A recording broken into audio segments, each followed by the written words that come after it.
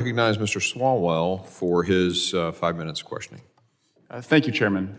And I wanted to echo the ranking member's sentiment that I don't view this hearing as a shaming of any particular company, but rather an opportunity to learn from mistakes in the past so that we can better secure the digital ecosystem, especially with a company that has such a large footprint in that ecosystem. And so first, Mr. Smith, I was hoping we could go back to the ProPublica story where an employee alleges that a vulnerability was discussed and it was at the same time you were seeking government business, and knowing that you do have so many government clients today. As we sit here today, are there any vulnerabilities within your operating system that have been expressed to you similar to what was alleged in the past that would affect any government system that you're aware of? What I would say is that everything that we're doing is focused on identifying every vulnerability that we can find, every vulnerability our employees can find, so we can go address them.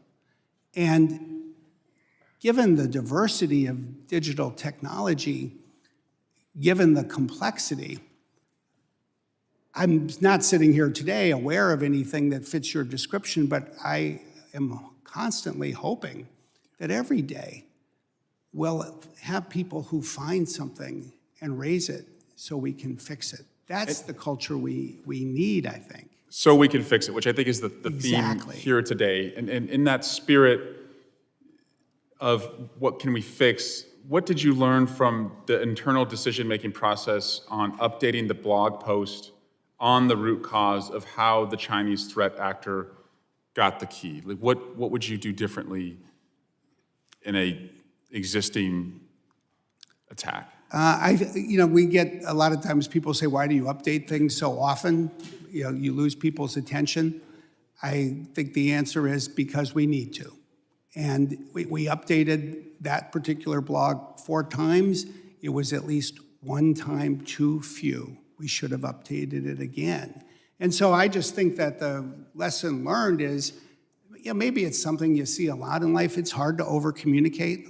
Let's work even harder to over-communicate. You discuss in your written testimony the growing connection between nation-state activity and ransomware. A city in my congressional district, Hayward, was hit very hard and experienced a ransomware attack last year, where the city's online operations were crippled and a state of emergency was declared. Where do you see these ransomware attacks happening, and what types of targets in the United States do you see as most at risk? Well, this is a critical issue. I hope this committee and we all can find new ways to work on it, because it was last July in Hayward where, as you know, systems went offline for 2 weeks. In Hinds County, in the 2nd District of Mississippi, they had a similar problem. They had to write a check for $600,000. I suspect it had to be converted to cryptocurrency, and it was probably mailed to Moscow, even if it was over the internet. This is a scourge. And the #1 vulnerability right now, and it's just, I think, so disconcerting, is that ransomware operators are focused on hospitals, rural hospitals. There were 389 healthcare institutions last year that were victimized.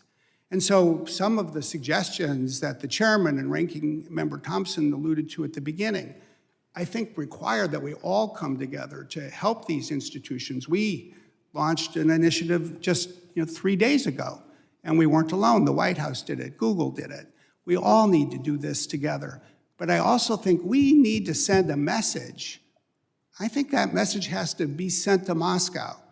We need to remind them that when we fought with them 80 years ago, it was to protect people.